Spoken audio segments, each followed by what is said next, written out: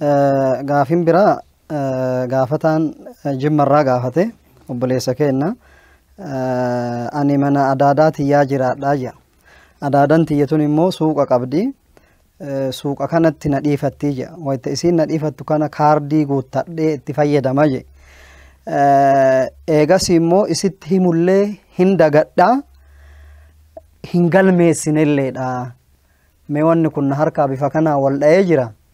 Maal godhuu qabaa jira. Tokkoffaa namni dalagaa takka namni isatti dhiifatu. Adaadaan isaatu isatti haa dhiifattu. Namni gartee rahima biraatu isatti haa dhiifatu. Namnummaan biraatu isatti haa dhiifatu. Amaanaadhaaf bakka san nama kaa'e jechuudha. Nama amanee bakka san nama kaa'e. Namni amananii bakka takka taa'e. Namni amananii bakka takka kaayan akka amanamee bakka san taa'u. Taa'etti hojii amaanaa qulqullina qabdu geegessuu qaba. Lammata ammoo waan achi fudhatu san yoo hayyama malee taate fudhatuun dura dursoo iyyuu haraama. Hayyama gartee adaadaan isaa akka inni jedhuun san hayyamtee fi wayita barbaadde kaardii guutadhuuti kafali yookaan barbaadde ammoo kaardii guutadhuuti naa himi fa'a yoo waan akkana akka isaan jettu taate guuttatuu ni danda'a. Saniin alatti ammoo kaardii masanuu guuttatuu hin qabu. Haga gartee akkuma namni bitatu san lubbuu ofiitiin illee gartee mallaqa isaatiin bitatee wanni itti kennan nuu dalagiidha malee dalagadhuu miti.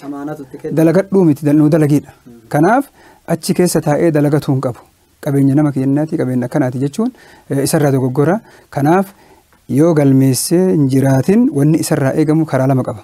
Tokko waan akkanaa guuttadhee tilmaamallee hin beeku haga tilmaama beeku narraa fudhadhuutii naa dhiisi isiin jechuu yookaan immoo guututti isaa dhiisuu baattu itti himee guututti yoo dhiifteefillee tolte yookaan haga tilmaama beeku kafalee haga tilmaama hin beekne tilmaamaan jechuu fakkeenyaaf ji'a haga keessa dalagee keessatti hin beekaa ji'a kana keessatti parsantii haganaa gartee fayyadamuun oolu waan jedhutti tilmaamee akkasitti isii gartee ibsee waan tilmaama haganaa ta'u fayyadamee jira yoo natti dabarte naa dhiisi jedhe isirraa qulqulleeffatu malee qabeenya namaa irratti rabbiin namaan dhiisu qabeenya namaan dhiisu qabeenya nama kennatti akkana jedhame tokko san talammataa karaan ammallee qabeenya kana itti ilaalanii adaadaan isaatu yoo ka abbaa warraa qabdu taate qabeenyi isiin gartee itti dhiifte kun yoo ka abbaa warraa taate isiin addatti dhiisuuf waan hin dandeenyetu keessa jira.